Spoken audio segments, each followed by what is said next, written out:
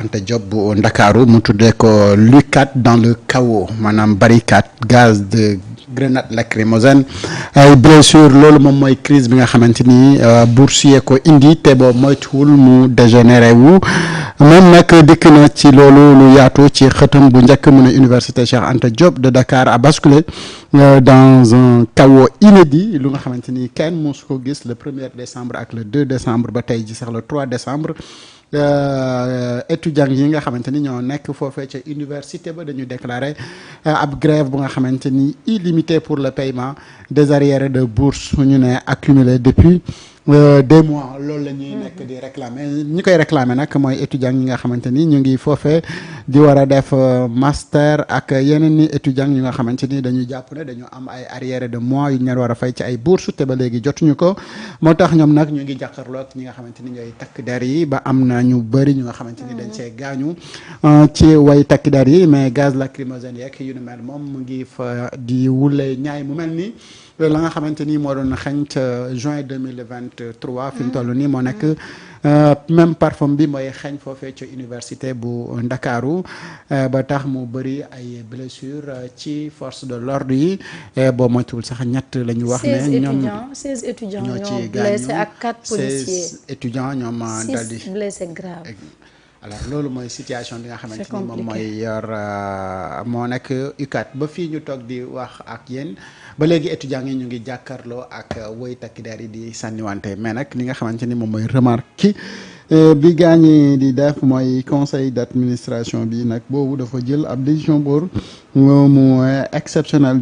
d'autoriser donc l'intervention policière foofee ca biir université bu Cheikh Anta Diop de Ndakaaru ca dëkkuwaayu étudiants yi noonu la ko journal bi xamale mooy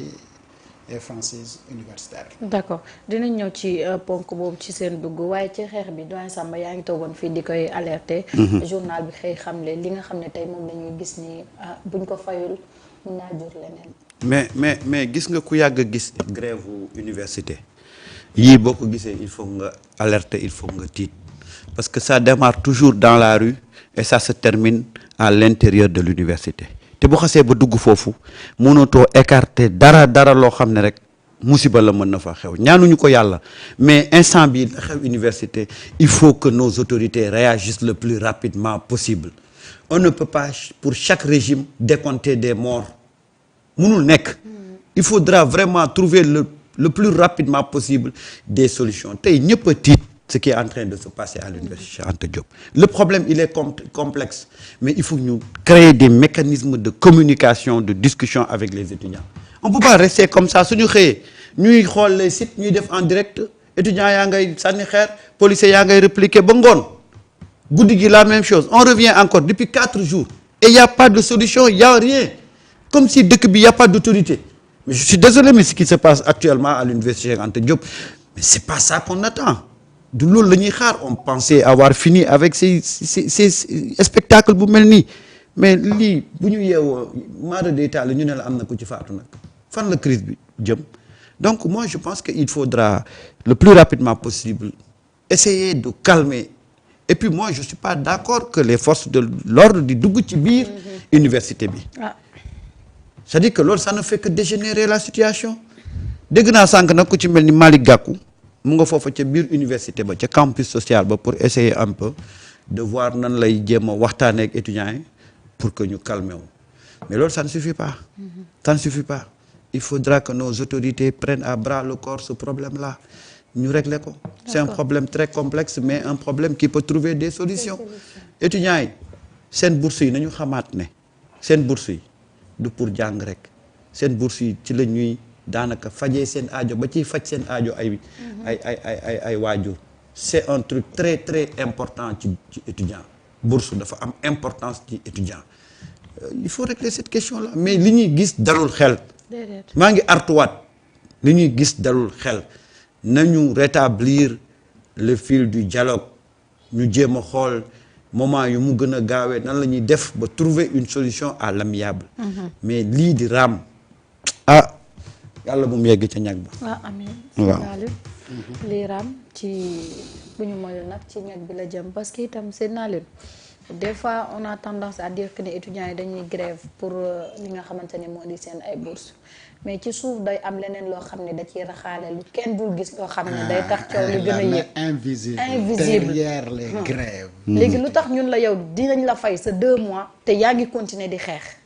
waaw parce que quand même dama jàpp ne mbirum réclamation des bourses en mois de décembre c'est trop tôt parce que octobre novembre après on est en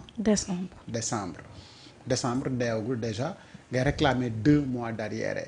et en général ces retards de paiement ak yooyu noonu day fekk gaa ñi commencé lépp nekk à jour pour ñu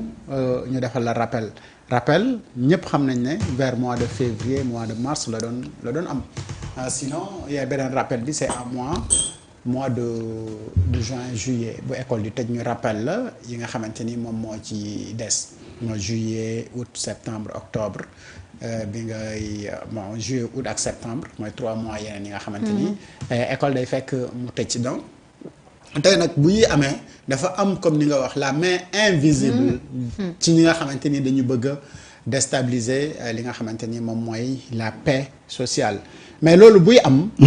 donc les autorités ñoo war a jël les devants tout à fait et jël seen responsabilité pour discuter ak les amicales les présidents des amicales conseil administratif bi pour wax la situation fi mu nekk ak fi nga xamante ni foofu la ñuy régler donc ce problème là boo xoolee affrontement bi nga gis université li mu toll ci ay étudiants ak ñi nga xamante ni ñoom ñoo nekk di xeex da ngay mën a njortu ne véritablement du grève bu nga xamante ni étudiants yi yëpp ñoo ci ànd à 100% parce que étudiants yi quand même seen nombre ëpp na les vingtaines de personnes yi nga xamante ni ñoom ngay seet ñuy sànnante xeer ak ay policiers donc il y a quelque part lu nga xamante ni c'est un non-dit moo tax au cours de l'émission incha allah on veut bien ñun ñu jot l'honorable député El Hadj Gueye mi nga xamante ni moom moo yor mooy président commission jeunesse éducation santé ak yu mel noonu ñu expliquer ak moom ci la situation ñoom lan lañ ci jël comme ay jéego parce que tout à l'heure waxtaan nañu bi ma gisee la situation à l'université ne ko on voudrait bien ñu xam yéen fan ngeen tollu ci waxtaan woowu comme yéen yor jeunesse sport ak éducation te commission boobu noonu ci assemblée nationale war na defi jéego ngir jàmm dellu si waat à l'université je le connais bien parce que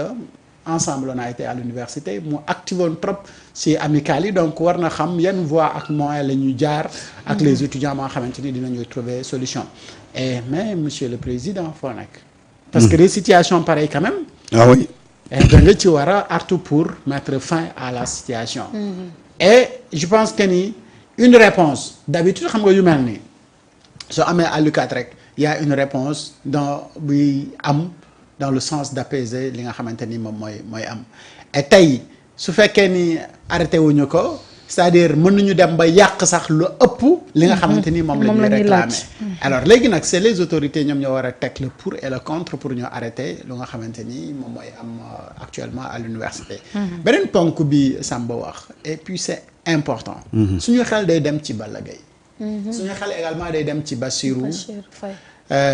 Faye mi nga xamante ni moom it buuma waa non université Cheikh Anta Diop de Dakar fii donc université Cheikh Anta Diop de Dakar gàtt rey nañu fa ñaari étudiants au sein même de l'université alors xoolal ki nga xamante ni moom mooy ki ñu reyoon l'étudiant Bassirou Faye bi ñu reyoon à l'université mais xoolal pavillon bi nga xamante ni moom lañ ko reyee woon nga gis ne pavillon la bu xaw a sori ci biir université parce que pavillon B au moins di nga romb pavillon A romb COUD door a yeggi ba pavillon B donc pavillon la boo nga xamante ni sori na ci digg université bi ci digg campus bi la nekk bu ñu mënee dem nag ba ay autorités di permettre aux étudiants ñuy dugg parce que après bi ñu reyee Balla Gaye dañu interdiroon policier di dugg biir université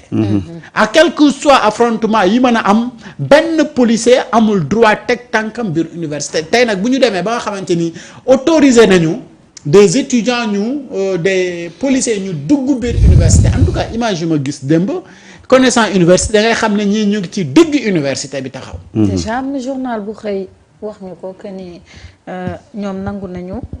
voilà muy Direct News mu ne le conseil d'académie autorise le recours aux forces de l'ordre maanaam pour ñu dugg ci biir pour affronter xale mais loolu moo mën na ci boo xoolee benn pàcc bi même ci yor loolu lay wax que ni conseil académique bi moom moo autorisé l'intervention des forces de l'ordre au sein de l'université ce qui est inadmissible bërëbu sàkku xam-xam ak bërëb bu nga xamante ni le étudiant yi di dëkk pour man force de l'ordre yi waruñu fa yegg bay def des interventions aujourd'hui bilan on te dit 4 policiers ñoom ñu ngi blessés et vingtaine d'étudiants ñu ngi blessés dont 6 graves mais loolu c'est une situation bu nga xamante ni mën na yóbbu nit ñi fu ñu bëggul et mari day taal si li nga xamante ni kenn mënu ko réparer bu ñëwee nag da ngay xëy rek ñu ne la un étudiant a été tué wala un policier a perdu la vie wala nangam sangam. Avant d'arriver à ce point là nag il y a des autorités yu nga xamante ni dañu war a artu et on l'a dit et répété tout le temps et chaque jour mbir moomu di gën di confirmer dans l'espace mooy que ni ce pays là manque d'autorité. Et manque d'autorité boobu noonu mais si secteur boo jël ci benn problème boo gis bu ndaw bu ne nga xam ne li ko indi yëpp manque d'autorité la. Mais où est l'autorité de ce pays? C'est ça le problème fondamental loolu question bi nga posé nii moom la ñëpp di posé gis nga sànq yéen ko yow yaa ngi koy wax Marieta naan y a la main invisible mais il fallait pas laisser cette main invisible là entrer dans l'espace c'est-à-dire que si on avait pris à bras le corps très tôt ce problème là mais invisible du ci dugg c'est vrai que l'université est devenue un milieu très politique waaw boo ko xamee nag boo ko xamee il faut très tôt régler ces questions-là pour que duñu àgg foo xam ne mais invisible dafay dugg ba di fa yàq leneen et Top a bien fait de poser cette question-là où est l'autorité dans ce pays-là tey aujourd'hui mais le président devait prendre cette question-là le président de la République balaay dara di xew il devait prendre décision pour régler cette question-là waaye xoolal depuis 4 jours presque léegi une semaine ñu ngi foofa di xeex mais lan nga ci dégg lu concret dara même aujourd'hui le citoyen sénégalais lambda a du mal à te dire quel est le fond du problème parce que démb liir nga fi communiqué xaw ma barki démb buy wane ne tey commencé nañ fay waaw mais comment tu peux comprendre ñuy fay nit ñi di xeex il y a quelque chose que les gens ne comprennent pas d'une part ça peut être la main invisible mais main invisible da nga koy seppi ci bagage yi sànni ko fële et c'est ça qu'on appelle loolu mooy li Top di wax il y a un problème d'autorité dans ce pays-là te loolu nag dañ ko war a régler mais spectacle bi ñuy assister neexul kenn nga nekk ci université ba neexul la nga ñàkk fa nekk neexul la ngay waajur ngay jeune c'est-à-dire que c'est désolant ce qui se passe dans ce pays-là c'est désolant Marieta regarde depuis la sortie de la fameuse lettre de la coalition ci le pays bi ne kak taxaw xoolal seetlu leen loolu depuis ba lettre bi génnee lettre bi moo jaxase réew mi moo jaxase réew mi waaw loolu moom c'est-à-dire que lettre bi dafa ñëw rek jaxase réew mi ci lan coalition bu ñu war a defaraat mais c'est extraordinaire ah xoolal dëkk bi élan bi ñu nekkoon xoolal positivisme bi ñu nekkoon xoolal ambition yi ñu amoon xoolal espoir bi ñu nekkoon ci réew mi mais lettre bi génn rek briser lépp ñëpp toog taxaw ci lettre bi voilà aujourd'hui mais donc le problème fondamental ce n'est pas la lettre déedéet